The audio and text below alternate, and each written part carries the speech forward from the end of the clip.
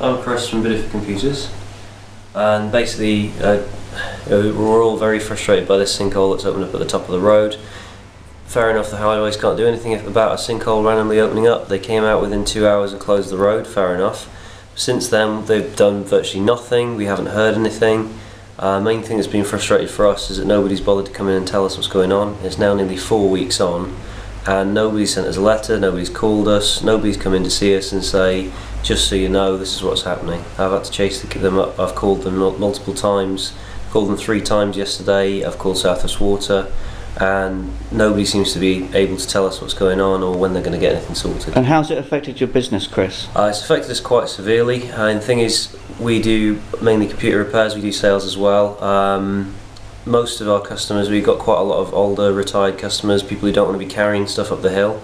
Bideford's got a lot of quite steep hills, and we rely on people being able to park outside, which most customers do. And yesterday I had to walk halfway down the high street to help some, leave the shop unattended, walk halfway down the high street to help somebody with their computer up the hill. We got a chap a couple of doors down who runs a shop's doing refrigerators and washing machines. He's not allowed to park his car here. He got a ticket for trying to park his car outside to load up a washing machine. Okay, so not too happy then? No. Okay, Chris, thanks very much. And go. So after calling Devon Highways 3 times about the sinkhole, this is the reply we've got. Dear Sir or Madam, further to your communication received on blah blah blah. The following information is now available. The hole continues to collapse due to unstable ground, and we are working with utilities to establish a clear cause of what has caused the issue. The road is likely to remain closed for the immediate future while various surveys are undertaken and works planned.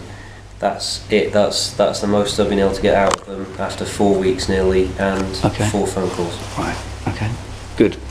We got a hole at the top of the road that we acquired just before Christmas, 22nd December, and since that day we've had highways come along, looked at a hole, put some barriers around it, declared that it's not of their interest.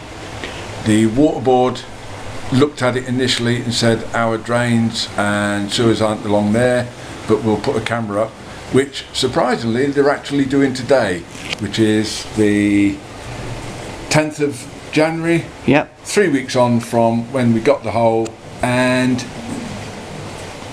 if they say that their drains are clear and it's nothing to do with them, it's then back to the highways again, who are then going to say, oh well, it must be somebody else. And how's it affected your business?